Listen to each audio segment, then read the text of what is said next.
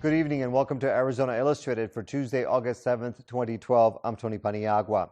Jared Lee Loughner is expected to spend the rest of his life behind bars after a judge ruled that Loughner is competent to enter a guilty plea in his case and accepted that plea. Loughner was charged with the Tucson mass shooting in January of 2011 that killed 6 people and injured 13 others, including then Congresswoman Gabrielle Giffords. Next, Christopher Conover speaks to one of the victims who attended today's hearing. Joining us now in the studio is Pam Simon. She was wounded on January 8th and was in the courtroom today when the plea sentence came down. Pam, thank you so much for joining us. Thank you for asking. Jared Loughner was declared competent today and then pled guilty to 19 charges. As you and I were talking about, one of those charges you watched him plead guilty to was shooting you. Must have been a strange experience. It is a strange experience. Certainly not something I could have ever imagined, but it was truly a day where I reflected on those that we lost. And I think that was the case for many of us that were in the courtroom that day. You were one of the 13, as we said, who was wounded on January 8th. Does this bring any closure to you, or because we still have to go through the sentencing in November, it's not over yet? Or will it ever be over? I think the sentencing is fairly perfunctory, and it did bring, personally, it brought a lot of closure. With the possibility of a trial hanging out there, it's always unfinished business, and it would be a very difficult thing to go through, especially for the families that lost someone. So I was very pleased with the outcome today. Many or a number of the victims or victims' families were in the courtroom today. I imagine you all have become quite close. It's a strange way to meet people, but yes. I imagine you've become quite close. There are some of us that have become dear friends. Some have not chosen to participate as much in some of the things that we've gathered on, but nevertheless we all recognize each other and we all see in each other the trauma and the experience that we've gone through, so we've become a little bit of a band of brothers, yes. You've been in the courtroom for each of the hearings that this case has had. Will you be there for sentencing, or as you said, since it's more or less perfunctory, you're trying to close the chapter? I probably will be, and I missed one of the hearings. I found it to be part of the process, part of the healing process. And initially I went because a friend had asked me to be there with her. And I found that learning more about the process made me appreciate our American judicial system. It's slow and ponderous, but definitely a phenomenal system of justice. And I found myself very proud of being able to observe that in play. Since the shooting, you have retired from the congressional office. You were one of the staffers for Congresswoman Giffords, but you're back in the arena, if you will. You're working with a group now. You've got a new national ad running, a message for both President Obama and Governor Romney. That's true. Several of us that were involved in January 8th have joined with Mayors Against Illegal Guns, an organization that is made up of over 750 mayors. And those of us that have experienced gun violence are adding our voice. And the program that we have running right now is asking citizens to go to demandaplan.org and sign on, so that we give the political will to the people that are our leaders and our would-be leaders to start the conversation. We need to definitely look at this epidemic. And we truly have an epidemic going on, as evidenced by just the last month. All right, Pam, well, thank you so much for coming in. Thank you for talking with us a number of times since the incident. Most welcome. Glad to be here.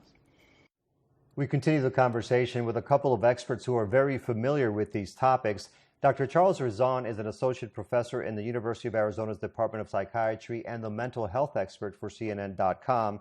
Sean Chapman is a criminal defense lawyer in Tucson. Thanks for being here. You're welcome. Sure, thank you. And Doctor, let's begin with you. Most of us really can't make the distinction between legal insanity and mental illness. What are the differences? Well, there's a lot of different mental illnesses. I mean, we would consider a mental illness if you were profoundly depressed, but you could still have a very firm grasp on reality. Insanity, and legal insanity, really is the idea that you do not have the ability to comprehend what you've done or understand the consequences of what you've done in a way that the rest of us would agree with or understand, right? So really, insanity is basically a fancy word for losing touch with shared human reality. So most people that commit a crime for reasons that eventually succeed with an insanity defense, it's very clear that their motives for doing it make no sense to us, that there's nobody else in the world that would agree with them for why they should do it. And this differentiates them from, say, people that do hate crimes, things we may think are heinous, committed by people that we would certainly not think of as mentally balanced. But if you inspect why they do a crime like that, you find out that they share beliefs that other people share. Even if we don't care for those beliefs, there's a group consensus. Whereas when people are insane, I think really the hallmark of it is that their version of reality is absolutely unique to them. Okay, and Sean Chapman, you used to be a prosecutor, now you work as a criminal defense attorney. What about the defense of last resort, or using insanity as a defense of last resort? Is it something that's common or not as common as we might think? I think it really is a defense of last resort because the public is extremely skeptical about it. But in some cases, like this case, where I think probably both the government and the defense agreed that this gentleman was really seriously mentally ill, it is used and it's appropriately used. And if it gets to trial, the jury has to make a decision regarding whether that person was incapable of knowing or determining whether his actions were right or wrong based on that mental illness. Mm-hmm. And then one of the things that I found interesting in following this case is the fact that Loughner was, quote, forced to take some medicine so that he could understand what he had done. How does that shift with drugs? When do they come into play and then the person realizes as they look back? Right. So in people that are psychotic, so basically they've lost touch with shared human reality, they tend to manifest two types of symptoms, especially in schizophrenia, which is what folks seem to think that Jared Loughner has. They have symptoms that most of us don't have, and we call those positive symptoms. So they tend to hear voices, or they see things, or they develop very bizarre ideas about the world, that they're being spied on, or people are controlling their bodies. People get all sorts of ideas that we consider psychotic. That's one set of symptoms. And the other set of symptoms are what we call negative symptoms. And these are people with schizophrenia have the absence of many things we take for granted. So schizophrenics often have a very hard time taking pleasure in things, or feeling motivated to do anything, to engage in social activities, hygiene, all sorts of things, right? We've known for at least 50 years that the medications we have to treat schizophrenia or psychosis in general work much better for those positive symptoms, for hallucinations and delusions, than they do for the negative symptoms. And it's the positive symptoms that drive somebody to commit violence, usually, for psychotic reasons. And so these medications actually, to various degrees of effectiveness, can take somebody that is hearing voices, consumed by ideas that we think are psychotic, and over weeks to months can actually make those symptoms, if not vanish, at least come down to the point where they begin to regain some of their sort of sense of what they're doing. And Sean, we were talking prior to this interview about, in this case, a Loughner case, about how people probably had to get together and agree that they would move forward with this plea agreement, and that this provides some certainty to the families involved? Yeah, there's a couple things going on here. First of all, the Department of Justice has a group called the Capital Crimes Unit in Washington that assesses any potential capital case. And they'll look at the facts, listen to the input of both the prosecutors and the defense, and then make a recommendation to the Attorney General on whether a capital punishment should be sought. That's one aspect of the case. Probably a more important aspect of the case in a case like this is the input of the victims and the family of the victims.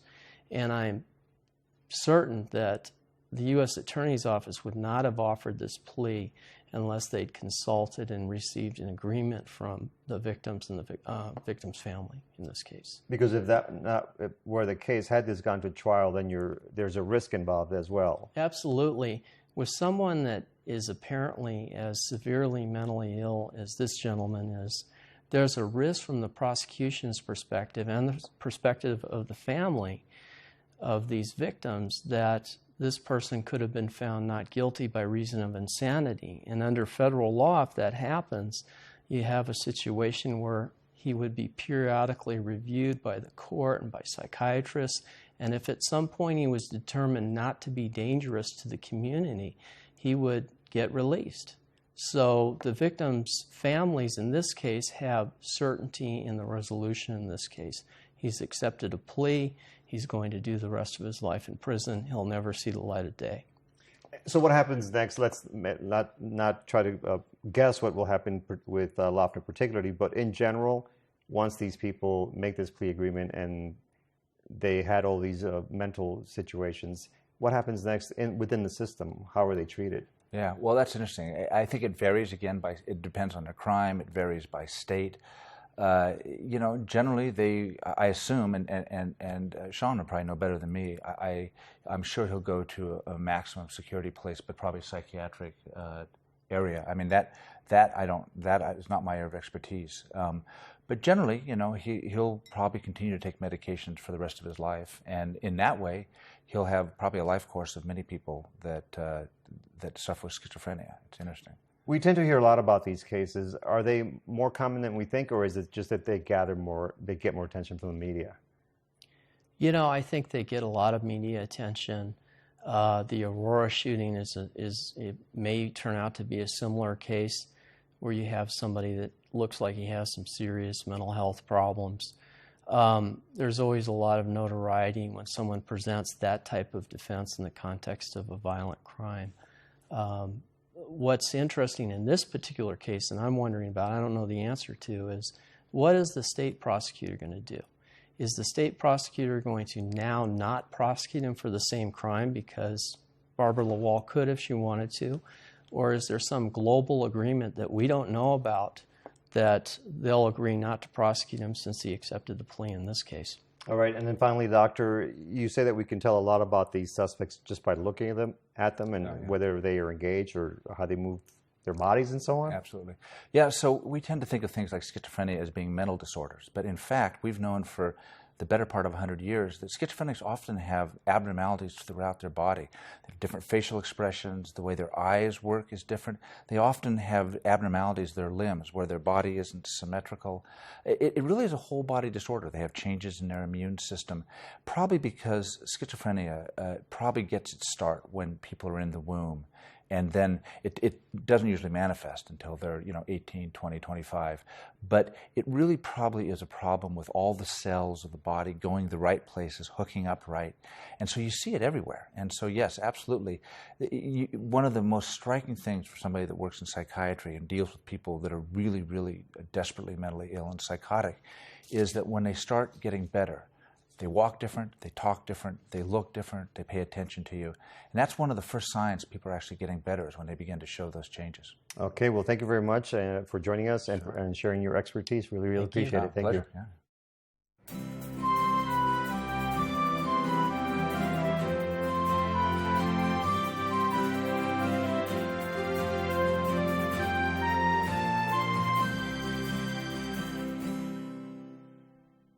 State and federal officials in Wisconsin are continuing to gather information about the man who walked into a Sikh temple on Sunday and opened fire on the members of the congregation.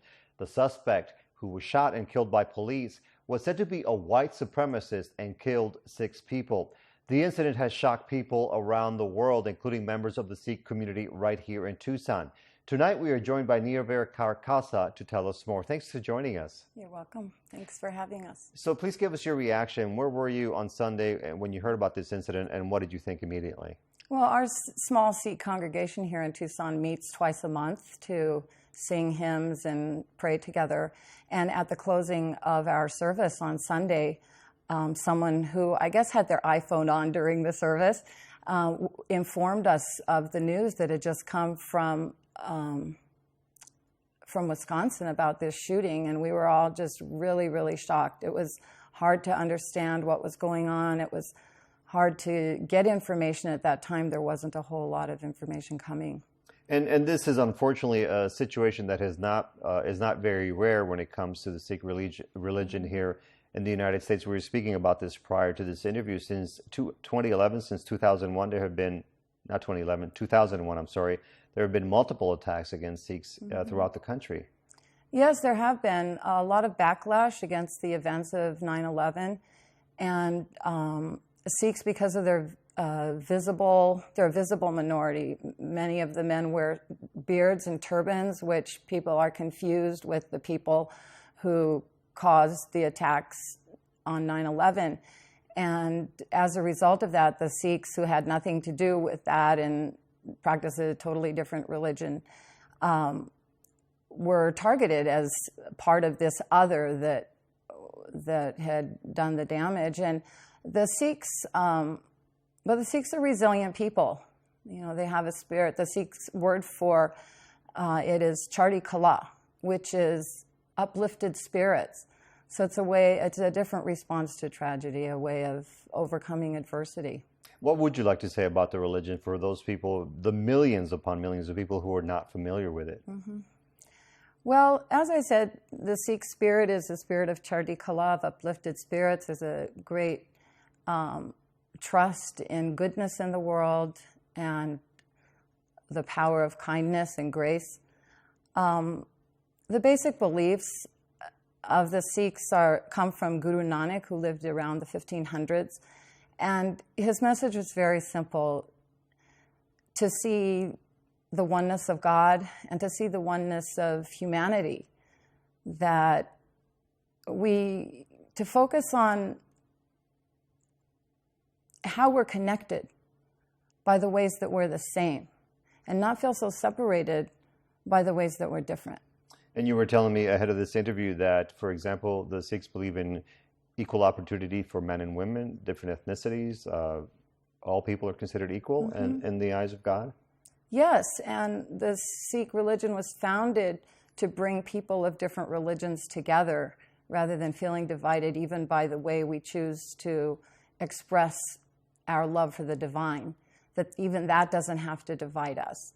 The Sikh values are very similar to American values. Sikh institutions have always been democratic. There's a sense of equality, freedom of religion. These things have been very important, as well as just the work ethic of living a life of remembering God and doing honest work in the world and sharing what we have with others. And you talked about the importance of looking at humanity as one, and you brought a couple of sunglasses to illustrate what you were talking about. Tell us about that, please. Well, you know, like there's good people everywhere. The other political party is populated with people of goodwill. The people of a different gender are people of goodwill. There's people of goodwill in other religions, races, people of goodwill of a different sexual orientation. There's people of goodwill everywhere. And if the people of goodwill would unite with each other and work together, we could do good things in the world. It's a matter of how I see you.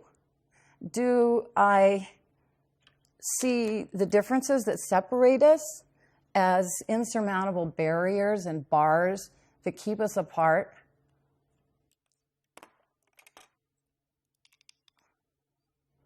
Or can I love you because I just see another person like myself, another human being? And you wanted to mention a memorial service that's going to be held on Sunday. What do you want to say about that, please? Yes, we're meeting at the Khalsa Montessori School. The Sikh community doesn't have a temple in town, so we'll meet at the Khalsa Montessori School at 10:30 for memorial service to remember the victims and pray for those that are still recovering, and to also bring some donations for the families of the victims. Okay, the Montessori School located where? It's at 3701 East River Road at River and Dodge, across the street from the Jewish Community Center. Okay, Sunday at 10:30. The public is invited. Thank you very much for joining us, and please accept our condolences for the situation. Thank you.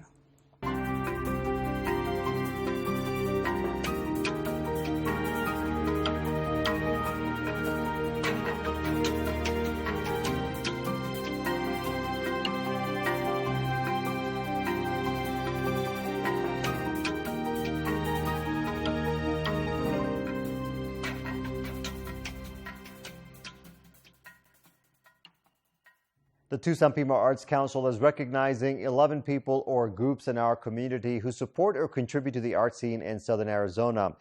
There were 2 winners in the Arts Patron category, and tonight we are joined by one of them. We spoke to him yesterday. Jean-Paul Bierny, thank you very much for joining us. A pleasure. So you've been the president of the Arizona Friends of Chamber Music for 35 years. Why this commitment to this organization? Well, it's a commitment primarily to chamber music, which I discovered here in Tucson, actually, having been exposed to mostly symphonic music when I was a young person in Belgium. But discovering chamber music opened a completely new world to me, which I instantly loved and still love with a passion. And there is this organization in town, the Arizona Friends of Chamber Music, which brings very, very good concerts with very interesting programs and with top-notch musicians from all over the world. And I immediately got drawn to meet them. And we were speaking prior to this interview about the fact that you got this Lumi Award. You are considered a luminary in the arts world here in Southern Arizona as an arts patron. And what would you like to say about that? It came as a surprise, needless to say. Working as I do for the Arizona Friends of Chamber Music is part of my life. It's not, I don't do it to win any kind of award whatsoever. But I'm very glad that I got it because I respect the award to begin with. I respect TPAC, and I'm glad that it helps bring the Arizona Friends of Chamber Music to life, to the community in general. We wanted to talk about 3 programs that you've been involved in the past few years. Let's begin with the first one. It's called the Tucson Winter Chamber Music Festival. The 20th anniversary is going to be held coming up next year. That's right. I co-founded it with Peter Whiteau, a great cellist who used to be teaching at the U of A School of Music 20 years ago. And it's now considered one of the finest, most exciting, most original chamber music festivals anywhere in the U.S. And the other event is called Piano and Friends. What would you like to tell us about that one? Yes, I started that with 2 friends who are also board members of the Arizona Friends of Chamber Music because we felt that that repertoire, the piano recital and duet type of repertoire, sonatas, was very much underplayed, underpresented in this country in particular. We felt that there was a great need for organizations that would present the best of the young and upcoming musicians, as opposed to the extremely well-known, super famous people, musicians, whom anybody can hear anywhere at great cost, needless to say. So we always bring superb young musicians from all over the world, in fact, at a very low cost to play for our audience. And we've had young people who have gone on to become extremely famous worldwide, such as Long Long or Joseph Lynn, just to name a few. So it's a good opportunity for local people to meet these people before they become world famous and say, hey, I was there when they were starting out. That's exactly right. Mm-hmm. That's the whole purpose. And then the third program we wanted to speak about too is the commissioning program. How does that work? Yes, what is that all about? I started that program in 1997, feeling that in the 80s, starting in the 80s, composers were starting to shy away, to move away from very cerebral, very research-oriented music and go back to music based on melody, which I feel is the basis of music. It's always been. So I thought there was really a renaissance in the composition, particularly in chamber music, and we wanted to be part of it. So we've been hiring composers to compose a variety of works, piano quartets, piano trios, string quartets, you name it. And then we put those composers together with great musicians. Then they come and perform the world premiere for our audience here in Tucson. And every single one of those pieces so far has been sponsored, in other words, paid for by members of the audience.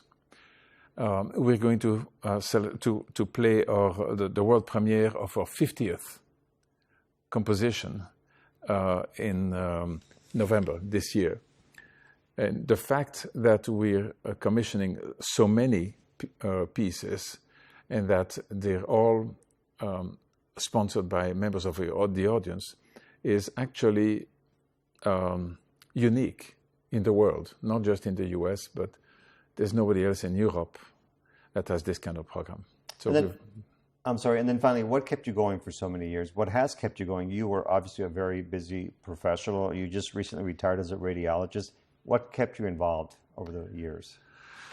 Well, the music, primarily, but also working with a superb volunteer board of people who are there not because they have a well-known name in the community or a lot of funds, but because they love what we're doing and they want it to work. And it's been an utter pleasure to work with those people. Okay, well, thank you very much for joining us and congratulations on the Lumia Award. And of course, we'll have the information about your organization on our website so people can follow many of the programs that are underway. Thank you. Excellent. Appreciate it. Coming up tomorrow night at 6:30, political reporters Christopher Conover and Andrea Kelly will have a special edition of Arizona Illustrated.